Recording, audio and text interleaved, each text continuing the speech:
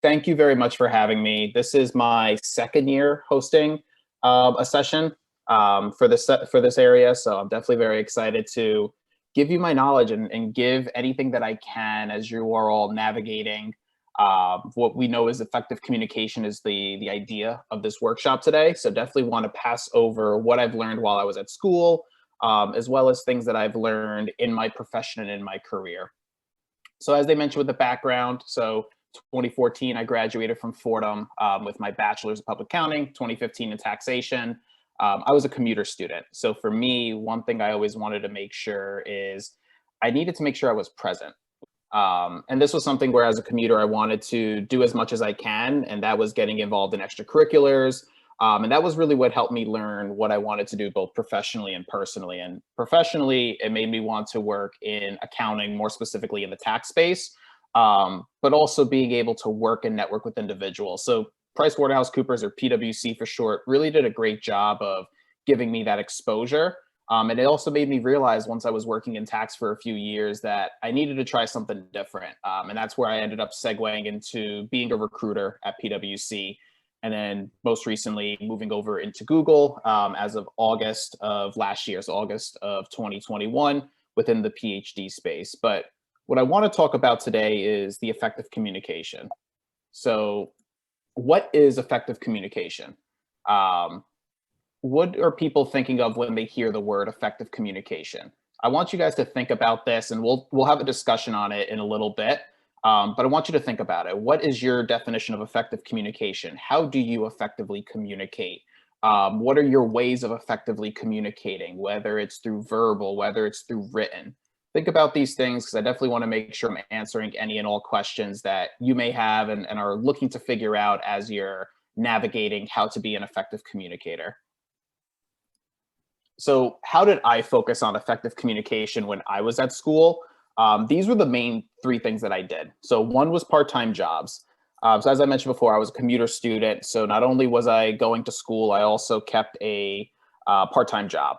I did not do any accounting work before I went into PwC. What I actually did is I used to work as a cashier at Stu Leonard's. So for anyone who's in the tri-state area may know of this grocery store. Funny enough, this is probably one of the few ways how I became more of an effective communicator. I do feel that I'm more effective through verbal communication than written. And the way that I challenged myself, as funny as it may sound, was working as a cashier and helping people check out their groceries. You may have somebody who has 5 groceries. You may have somebody who has like 100 items that they were checking out. So I always made sure to like make conversation. Not only did the time go by quicker because of it, but I was able to learn more about somebody. I was able to learn about somebody's day that I probably wouldn't have done if I didn't take the chance to communicate with them. So find those ways in your part-time jobs of how you can become a better communicator, whether it's through verbal communication or written communication. The second was getting involved on campus. Being a commuter student, this really resonated with me, was I didn't want to just go to school and come home. Like I wanted to make sure that I stayed on campus, got involved. So I wanted to be more proactive than reactive. So by doing that, I ended up getting involved with the CSA, so Commuter Student Association, in my freshman year. In my sophomore year, I applied to become a commuter assistant and did that sophomore, junior, and senior year. I was involved in Beta Alpha Psi. I was on the senior week committee. I ended up becoming a resident assistant in grad school. So I wanted to get involved. And by doing that, it helped me to become more of an effective communicator, not only just with my peers, but with administration in general. I really got to mature very quickly on knowing how I can hold a room, hold a conversation, and be able to make sure that what I was saying held weight. And I think that's something that I didn't want to struggle with, but can be a struggle as a student leader. You want to make sure that your voice is heard. So how can you do that? And for me, it was being involved. If you're aware of what's happening, it's easier to be able to communicate those aspects because you're in the room when those conversations are happening. And then lastly, it was attending recruiting events. So by working in a part-time job, by getting involved in campus, this ultimately helped me when it came to attending recruiting events. how can I be succinct? How can I make a lasting impression when speaking with a recruiter or speaking to a professional at a firm I'm interested in? So finding ways of doing that, whether that was through verbal or nonverbal communication. Attending these recruiting events are important. It's something where you're going to learn a lot more about yourself, both on a professional and a personal level. But you're also going to figure out, where do you see yourself post your degree at Fordham? And this is something where you can start, for if you're a freshman, if you're a sophomore, junior, senior. There's no set time frame of like, you need to wait till this date or to your this in college in order to attend these recruiting events. Take initiative, look into it, find out what is what resonates with you. I think it's half about figuring out, is this an event you're interested in? Because if you're interested in it, it makes you more likely to find ways of communicating and networking with other individuals, whether it's other individuals who go to school with you and you just never interacted with them, or getting to know other professionals at a firm that you may see yourself at once you graduate. So I wanted to break out ways to be an effective communicator, because this is very important. And this is something that I wish I knew more about when I was in school. So I broke it out into two aspects of through action and through word. When it comes through action, to be an effective communicator is showing up. And there's so many ways that you can unravel or unlayer what I mean by showing up. Showing up physically, by being physically present, saying you're going to be there and following through on that. Showing up on a mental standpoint, making sure that you're mentally checked in and you're not just physically there and going through the motions. People see that. It's contagious. It's contagious to know when somebody is constantly showing up. You want to listen to them. There's somebody who you want to confide in. So I think that's important, and that's just with everything you do. And it's not just on the communication side alone. I mean, even when it's going to class or going to events or going to a job, like showing up day in and day out is super important. And that's where the best communicators make the biggest impact, because individuals will know day in and day out, this person is always going to make sure that they're focusing on them, or they're going to make sure that they're always in the loop on certain aspects. The other thing is executing on what I said. And this is not just like me saying it, but in general, like if you say you're going to do something, follow through with it. And look, things come up, but communicate that. I think a lot of people will resonate with folks who are able to say that they will do something and execute on it. So set realistic expectations if you are going to execute on something, but also communicate if there are reasons why you may not be able to execute when you said you were going to do it. People are going to want to surround themselves on individuals who will take action and execute on it. And then the other aspect of action is helping others. Nothing is ever done by oneself. Like, I haven't gotten to where I am today just by myself. I have a team. I have a group of individuals that I confide in and mentor, and also mentor me. I think that's very important on the give and take, and realizing that, and especially for you all as emerging leaders and focusing in this space, it's paying it forward, but also mentoring and realizing that you're in this room today because somebody may have helped you out, or there was something that someone said that really resonated with you. And it's just as important to keep that moving and helping others through that. So I truly stand by this one. Like, this is not just being in school, this is outside of school. Helping others is something that's so contagious. And I always want to surround myself with others who are selfless, just so that I can then be selfless and help them, and vice versa, and not feeling like you owe somebody something. Helping others should not be a chore. It should be something you want to do, not because you need to do it. And then through word, these ones I won't go into as full depth, because I think they kind of stand alone on their own. Be effective in your communication via email. You want to make sure you're succinct, maybe put in bullet points, put in numbered listing of an agenda. Be articulate, be specific. These are important things that you can do in an email. Proofread. You want to make sure that you take the time. Like, this is your brand. This is something where once you hit send, it is sent. So you want to make sure that if this is something where it was found in the New York Times, you'd be okay with that being presented in the New York Times, is something I always go back to. So make sure via email that you're effectively communicating. Via phone, in a phone conversation, it can be difficult when you're trying to get a read on somebody, but be effective in the sense of view it more as a conversation. I think when you're able to converse with somebody and not make it so one-sided, that's where you become effective. It's collaborating. No effective communicator is the one who's talking the whole time. An effective communicator is involving other individuals. So in the phone conversation, be adaptive, but also focus on ways that you can get others involved. And then in-person conversations is what I feel is the easiest way to showcase effective communication in crowds, because you can read body language. You can read what is going on in the room. You can play off that. As an effective communicator, if I see that like the room or the body language itself is not being engaged, how can I get it? How can I get the room more engaged? It's the onus on me as a communicator or even as a presenter to make sure that I'm having others engage, and rightfully so. Not everyone wants to speak up. There's ways that you can engage in an in-person conversation without being the loudest in the room.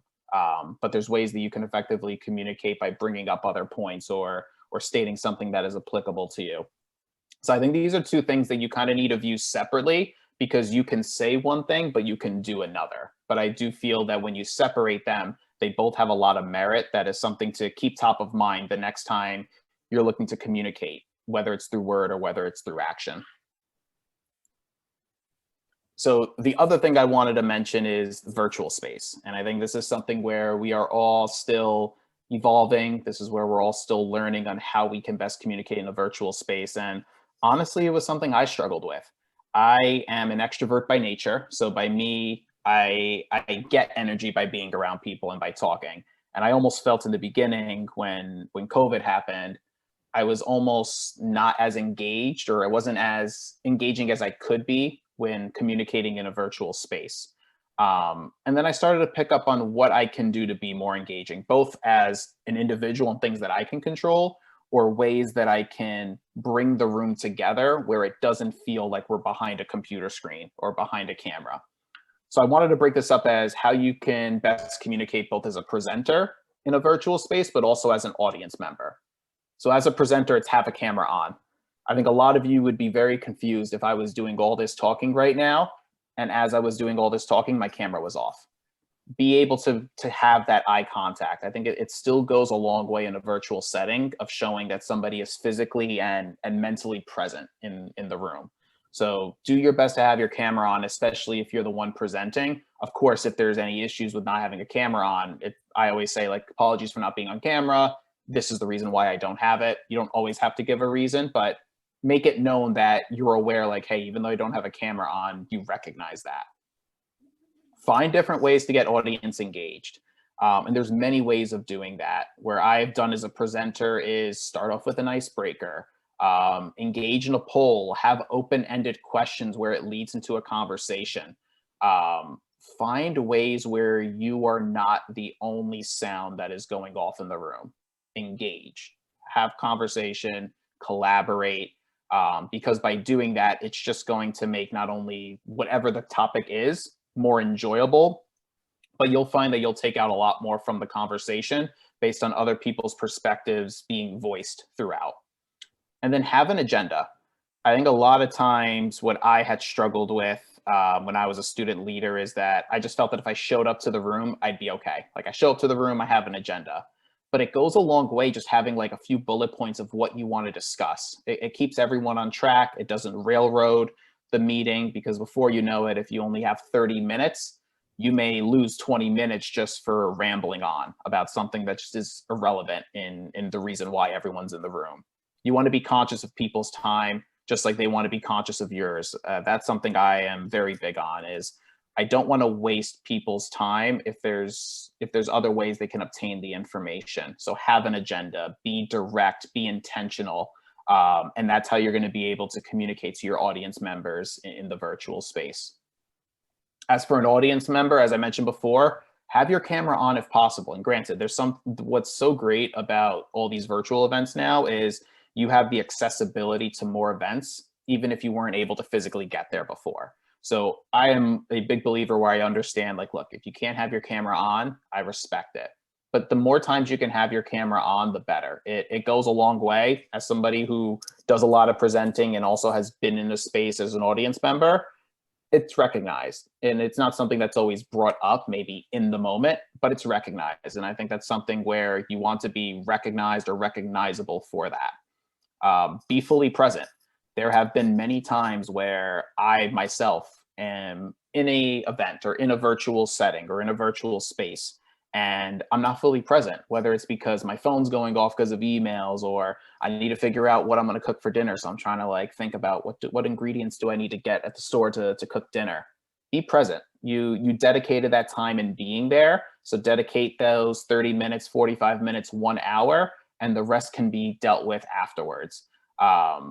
I think a lot of times we sometimes worry that we're missing out on something. But by missing out on something is by being on your phone or not being present or spacing out because of it. Be present in the moment, because you'd be surprised how much you may miss out on things that are happening in the room that can't necessarily be repeated as something that can easily be attended to after a meeting or after an event like that. And then lastly, ask a question via chat or unmute your mic. It doesn't need to be like a most like earth-shattering question, but find something that's relatable. Find something where it can be a broad enough question where it's impacting you and others. But I always tell folks that whenever they attend an event, like you may hear 4 or 5 other people ask a question where you may not have thought to ask that question, but you're so happy you heard that answer. I think a lot of the times it's the scenario of when a professor ends their lecture for the day and says, does anyone have any questions? There's people who do have questions, but they're just afraid to ask. You can't be afraid of something you don't know. And it's okay to ask those questions. It's being comfortable with the uncomfortable. Even as an individual, as I've gone out of Fordham and worked in different jobs, by me not asking questions, it only deterred me. It only brought me farther back from where I wanted to go, because I was doing a disservice to myself thinking asking questions is showing weakness. But if anything, asking questions shows that you're being present and you're available and you want to know what's happening.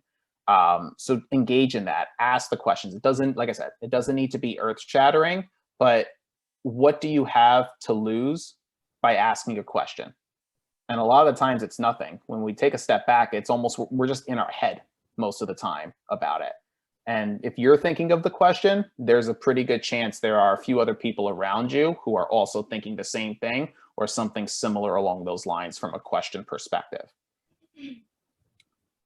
So I did want to make this very short on the presentation because I do want to make this very conversational. So I'm going to stop sharing my screen right now. I want to open up to you. I have told myself I wanted to make the presentation 20 to 25 minutes because I want to hear from you all. What can I help from a effective communication standpoint to really answer your questions and help you be more, not only effective leaders, but effective communicators? Okay, cool. I have a question. Yep. I'm trying to like, get in the frame. Hey, my name's Kelly King. Thank you so much for your time. So my question is like, what is a communication mistake like you made and how did you learn from it? I have one from, it was my junior year of college. It was junior of spring. So I was in the interview process. So I had made the mistake of communication from like resume and application. So I'm going to go with the job side of it. I assumed that I had applied to a certain role within certain firms. I was going through the interview process perfectly fine. So I thought I was applying to tax positions. So there was one firm that I ended up going through the interview process with, interviewed with the partner on campus. Everything had gone well. It was in the last few minutes of the interview and the partner goes, so my last question is, why audit? And I'm like, for anybody who's an accounting major, it's usually like audit or tax, or now it's like consulting positions. I was thrown off because I was like, why is he asking a question about why audit when I knew I was applying to tax positions? So I answered the question. I like kept my cool and everything. I went about it. I realized afterwards that I filled my application wrong. Like I improperly communicated what I was applying for, and that ultimately led me to not getting moving forward in the position. And honestly, it was the best lesson I had learned at that point in college about read directions and follow them, double like proofread, double check, especially for anyone or anybody here who's going to be applying to like internships or full-time opportunities. Like make sure you're like double checking like who you're addressing like your resume to or cover letter. I had made the mistake. Thankfully, the partner, it was something where we were able to look at afterwards in the fall and have a conversation. And it helped me realize like, you know what, like no one's perfect. Like we all make mistakes. And I didn't communicate properly, like something that I was passionate about. And ultimately it didn't burn a bridge, but it was something where I look back and say, wow, like if I had applied for the right thing, would this have changed my whole trajectory of like where I went with like job opportunities afterwards? I'll never know. But it's something where it made me realize that take those extra few minutes of like when you're communicating. And this was where I realized like my communication lacks in the written side. So I need to make sure that what I say on paper is exactly what I'm saying if I'm verbally speaking it. And that was a perfect example where I was like, wow, what I am saying now was not relating to what I put down on paper. So make sure though you want to be as effective in both ends of the spectrum. Granted, we all have one that we prefer. There's people in this room who would prefer to communicate. Like I'm the type of person where you tell me to do a 45-minute presentation or you tell me to do a 10-page paper, I'm doing the 45-minute presentation. Like I'm putting myself up on the stage and speaking to people because that's where I feel that I strive. But that doesn't mean I stray away from the written side. I need to get my courage and my way of communicating up on the written side so I feel as comfortable when it comes to verbal communication. So I hope that it helps answer your question. Yeah, that totally did. I like the part about like matching your resume and like what you're saying because that's gonna like help me in interviews. Thanks. Yeah, no, my pleasure.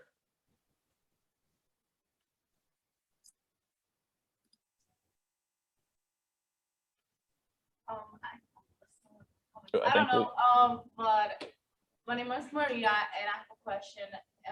How does switching to recruitment have challenged or improved your way of communicating? That's a great question. So it has helped me, it has challenged me. It has challenged me for the fact of communicating to my parents. Like, let me even start at like that bare minimum. Like, I had my parents and having to communicate to them, like, your son is now changing his career of being a tax professional who you thought was going to do your tax returns, is the idea of what I was getting into, to now being a recruiter. So how do I communicate to my parents that I'm changing my career, but also not discouraging them? So that was one thing I had to deal with, is that how do I optically make sure my parents know that like what they did was not wrong, and how can I be better? Now, what was interesting, and I had struggled with this, is how can I be a recruiter at a firm where I understand the day-to-day operations because I was in these candidates' shoes not too long ago, to them asking the question, which always came up, well, why did you leave tax? Or why did you leave accounting? Transparency. I think that was the one thing that I learned, is don't run away from something, like attack it head on. Everyone has changes, and that's perfectly normal. And the one thing I realized is that I had this whole vision set up of like what I was going to do, and said I'm going to make it to being a partner at PwC. But things change, and that's okay. Now, how do you communicate that, and how do you resonate with that, and how do you let people know? You tell your story. You be unique, you be genuine, you be transparent, because the path that I'm traveling is not the same path that everyone else is going to travel. But I'm pretty sure that there's things that resonate with me that will resonate with you all at one point or another. And that's common. And that's something that you're just going to go through. So on the effective communication side, it was something where I realized, don't sugarcoat, don't lie, like be open and honest. Like by you delaying or by you deferring an answer, you're only doing a disservice to yourself and to the person who's asking the question. And granted, there's reasons why you would defer an answer. Like if I don't know the answer to something, I am the first one to say, I don't know the answer, but let me follow up with you afterwards so I can get you the answer. That's better than just giving an answer that you think is the right answer. And ultimately you just pointed them in the wrong direction. So I think for me, I was becoming more self-aware of being in another person's shoes. You want to be able to relate to them. And the more that you start figuring out who you're speaking to, you will then start to realize what information is beneficial for them to be effective. And that's something where the selflessness comes in. Don't talk to somebody as if you're talking to yourself. Everyone is different. Everyone obtains information differently. Everyone wants to hear information differently. But the more that you can tap into somebody else's shoes and understand what they're looking for and why they're looking for, the better you will be at communicating that information to them so that they can take that next step that they're looking to or get that answer they were looking for based on the question that was being posed to them. So I hope that that answers your question, but definitely like think about it from the other side. Think about what they're looking for, think about what they're trying to do and how you can help get them there based on their journey they're trying to figure out. Yeah, thank you. No problem. I did see we had a hand raise, so I can do the hand raise and then I'll do the question in the chat. All right, perfect. Hi, thank you so much for taking the time to be here today. I was curious, I know you mentioned you really like presenting, but have you ever had a time, maybe whether that may be in an interview or maybe during a presentation, where you were so overcome by nerves, but you still made sure that you kept it under check? And how did you make sure that didn't get in the way of your communication skills? Yeah, there was one time, I think it was my senior year. It was like my business communications class. We had to do a group presentation that had to be like an hour long, and we had IKEA. So we had to talk about like IKEA's business model. I personally, to this day, and I still tell like my team members, I'm good friends with one of them still. I blacked out in the presentation, and supposedly like everyone said I did a great job. So like there have been moments where like you don't realize like if you're staying on track. And that's something where I was like, that's not a good thing to have. But as I've gotten more comfortable being able to present in more audiences, what I've realized is that the moments where I'm focusing too much on a script is where I'm not effective. And this kind of goes to the point of like having an agenda. Like you want to stay on track, but you don't want to be scripted. So I think what has helped me and what I've developed is I used to feel that I needed to have like index cards, like when presenting and being like, oh, well, if I'm going to be on stage, I don't want to forget anything. The more that you do that, you're losing the personal interactions that you can have with people in the room. You're missing out on those social cues. You're missing out on really, like I said, connecting with individuals. So for me, what it ultimately came down to was don't be scripted. Like be natural. Be natural in what's happening. Focus more on what the audience wants to hear. And then to this day, like even when I present, I don't like being slide heavy. Like I don't want to be a teacher. I'm not trying to be a lecture. What I want to do is provide insight, provide like a foundation, and let's have a conversation. As much as the only way that I can be able to effectively communicate or showcase that is through hearing what is going through people's minds in the room. As much as I was given kind of what was the structure of what I needed to cover on effective communication, there is a pretty good chance I haven't covered everything yet that is of interest to you all. But the only way I can do that is understanding if I was in their shoes, how can they get that information? It's being able to have the Q&A. So for me, I think that's what I learned is that having like presenting is just like having a conversation with an individual. You're just on a bigger scale now. I am a big believer even when it comes to like interviews, and I tell folks it's a conversation. Like they are human beings just like you. The more that you treat it like you're having a conversation with a colleague or a friend, the more natural it becomes. So that's kind of where I've gone with that. But like I said, I hope that helps answer your question, unless you have a follow-up question to that.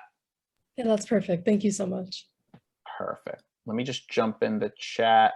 It says, hello, thank you for your presentation. Do you have any tips on effective communication through body language? Yes.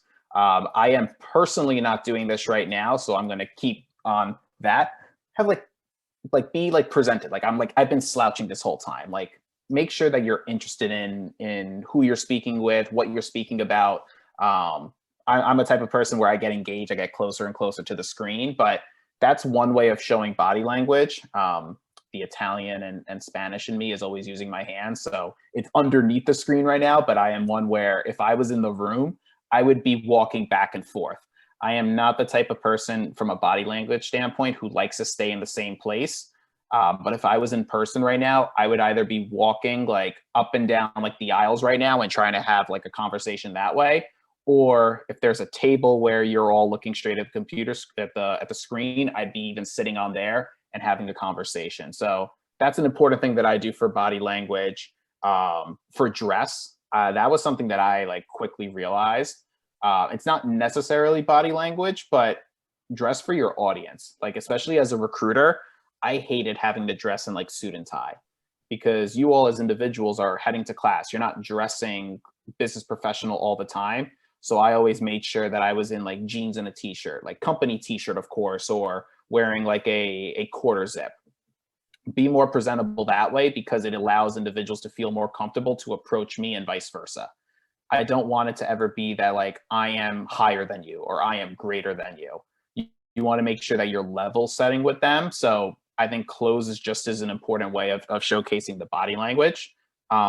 Another thing I learned in one of my business communication classes at Fordham was surveying the room. So the way that I said I would walk, it's almost like you're doing like an X in a box. So you kind of look at like one corner of the room. So like I would look at one corner, I would come across to the opposite corner, and then I would look at the back end and come across back. So I would do like an X inside, a box inside of an X basically. So surveying the room, don't focus on one specific focal point. Make that eye contact, make sure that you're engaging with everyone. Were big things on that end. In a virtual setting, one thing I would also say is make sure that you're looking in the camera. I know me personally, I'm not looking in the camera as much right now. Like, this is me looking at the camera, and I haven't really been doing that, but make the eye contact that way. Or even as simple as like your setup. Like, there was one time I knew of an interviewer where he never interviewed using his laptop computer, but instead he had his phone like mounted up in a certain area where it looked like he was like sitting directly across from them. So find your ways in the virtual setting that if you were in person, that person is looking at you if you were sitting across the room from them. So those are like my tips and tricks on the communication, on the body language side.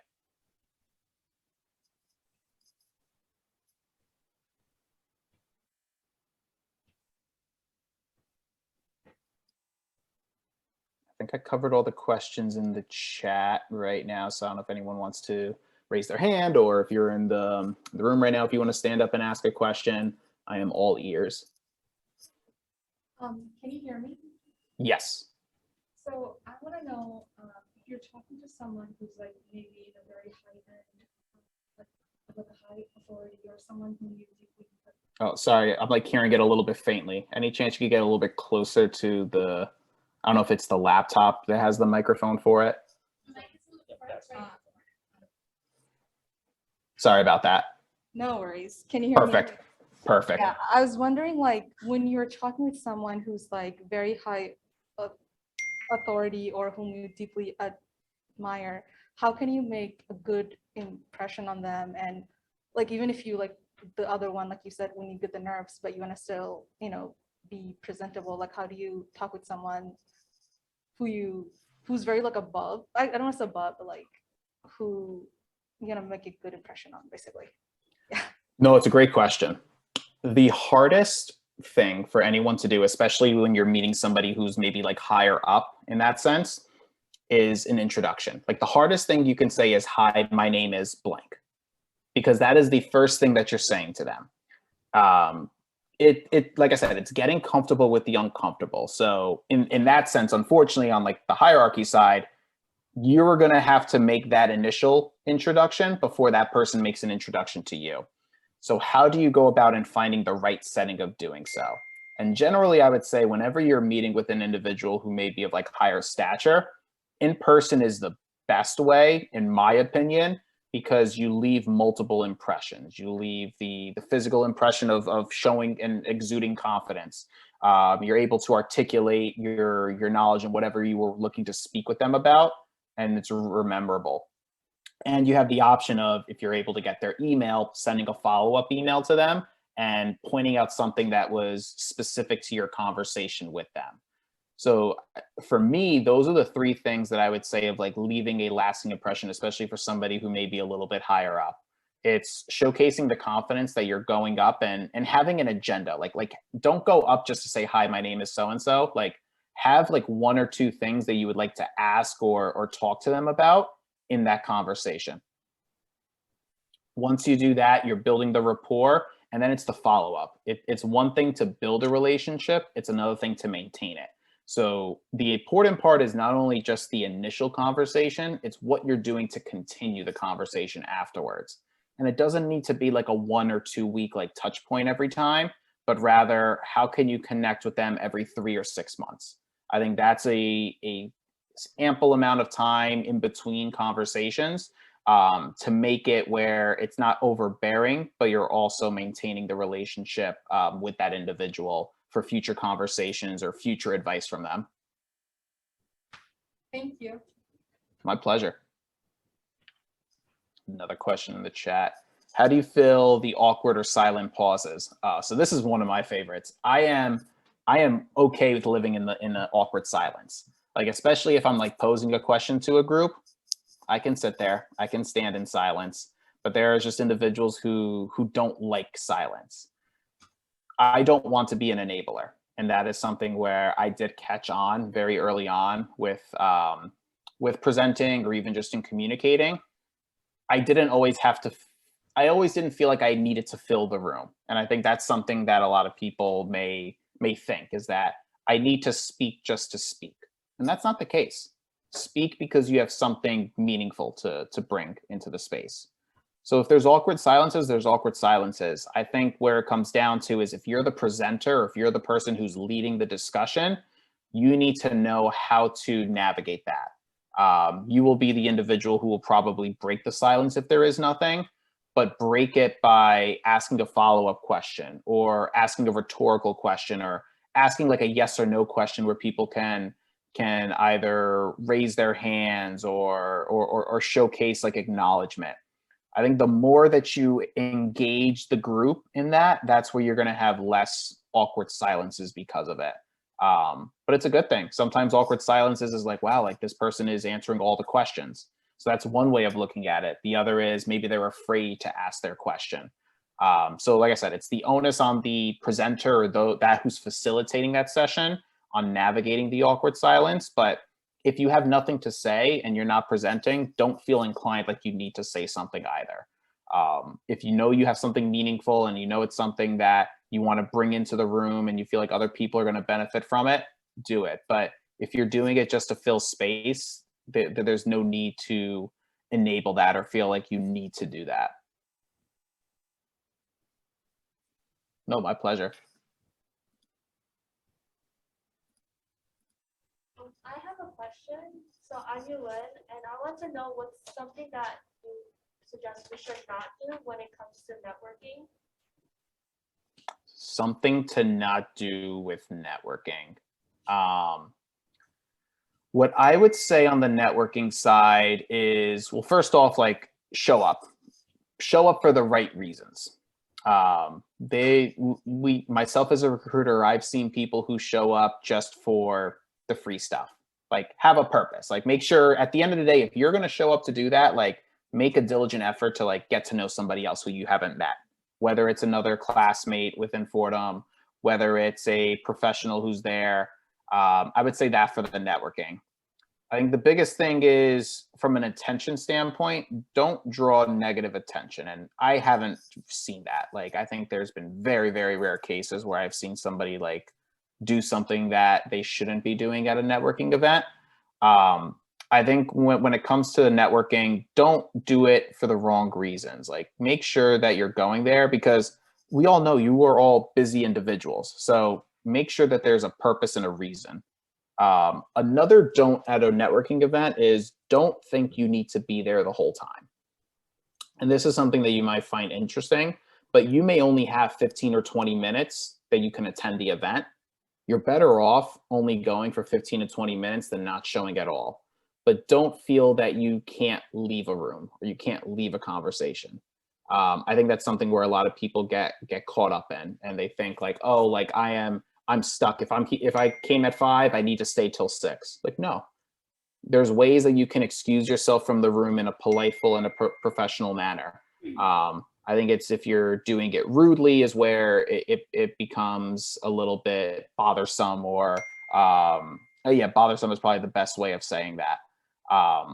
But with networking, the whole point of networking is that it's an open forum. It's an open forum for you to take advantage of it. I would say make sure you're taking advantage of it for the right reasons, though. Thank you. Can you hear me? Yep, I can hear you faintly, though, so you may need to step up a little bit closer to the microphone.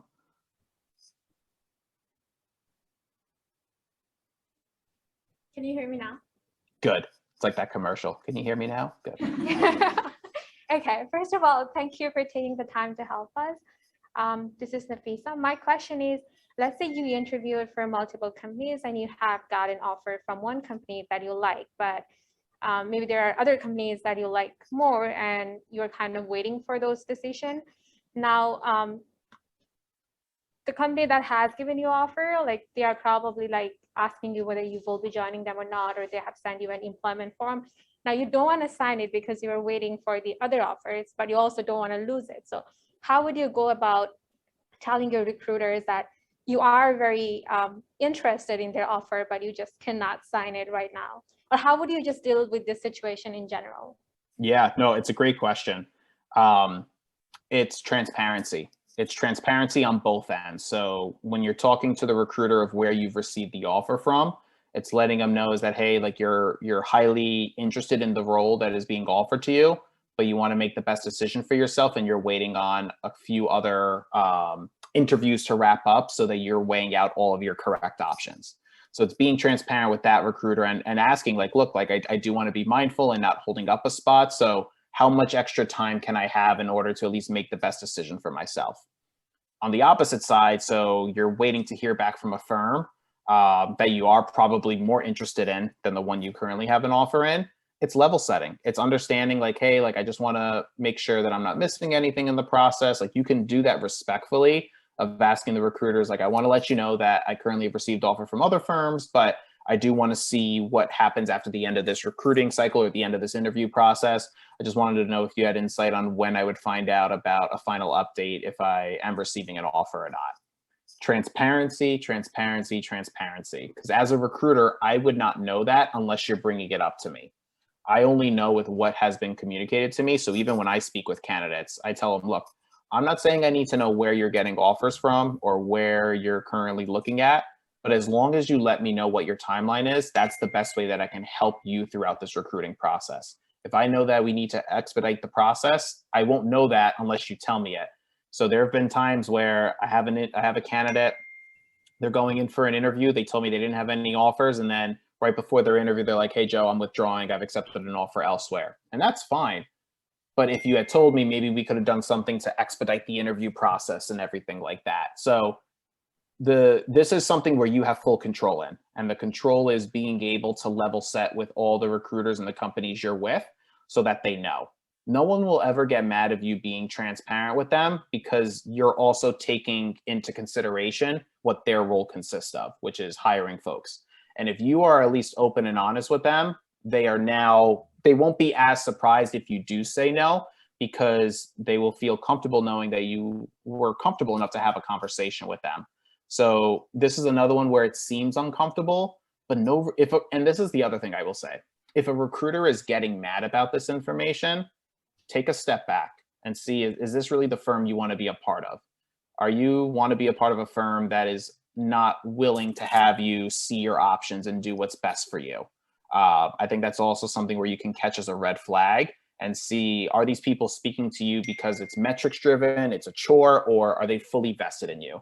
If they're fully vested in you, they'll give you the time you need to make the decision, especially you're all college students looking for full-time opportunities. This is the first job that you would be getting post your degree. So that would be my personal perspective on that is make sure you're having communications with those recruiters so that they are aware of what your timeline is and you're aware of what their timeline is. I just have a following question. So let's say you have already asked your recruiter how much time you can have, and they say 5 days, 10 days, and after 10 days, you still have not heard from other companies, so you said yes. But after that, you heard from the other companies and you got an offer. Is it ethical to say no to the offer that you have already accepted? Don't renege. Don't renege, and that's just in general. Level set. Like I said, I think it's having the communication, but you are only gonna do more harm if you like accept an offer and then a few days later the other offer comes in and you're more interested in that one. Like I said, it's communicating, it's making sure that, and look, and it's uncomfortable. I've been in that shoes of those uncomfortable conversations, but you also need to make sure that you're doing what's best for yourself in the process. And look, and the one thing about recruiting, especially with where you are all in right now, the timeline should be the same. So if the timelines are drastically different, that's something where you should also be looping in like your career advisors in that sense, because they're working directly with those companies too. But if you're talking about a few days, if they can't give you an extra few days, like I said, you want to think about, is that a firm or is that a company you want to get behind if they're not being flexible too. You're all just students right now who are then going to be working in full-time positions. But don't renege. That is the one thing you don't want to do in general. And that's something where it puts the university in a spot, it puts you in a spot for future opportunities too. And that's the hard part of like making decisions, is that there's always that what if factor, but you got to make sure that once you make a decision, you're committing to the decision moving forward. Thank you so much. Thank you. No problem. Alrighty, I think we have hit time, unfortunately. Thank you all for your amazing questions, and let's give a round of applause to Joe. People virtually, we have your names and information, and for the people in the room, if you haven't signed in already, please do. You should be able to have your LinkedIn badge by tomorrow, which is great. I'm sure Joe will be willing to share his contact information if he's comfortable with it, in case y'all want to connect or on LinkedIn and things like that. And I don't know if Joe, you have anything else to say to close out? Yeah, I'm going to put LinkedIn is probably the best place to reach out to me. So it will come up as, I'm putting in the chat, Joseph Dieguez. But no, I think what I would just say is thank you for having me. I was in your shoes, I'm going to say not too long ago, but it has been quite some time. But keep challenging yourselves, keep asking questions, getting involved. You are all one step closer to where you need to be by being present today and being in the room. I would just say continue to go to events, continue to connect with individuals, not only employers, but your colleagues. Like if you haven't connected with those people around the room yet, that's where your network starts. And I say that because now being out of school, my network is revolved around those people who I went to college with. So if you aren't making connections with those people who are in this setting right now, please start doing so, because you're going to do wonders for yourself a few years from now once you look back on other opportunities, whether it be personal or professional. Well, thank you so much again. We really appreciate it. No, my pleasure. Thank you all and have a great start to your week, okay? You too. Thank you. Bye now. And please.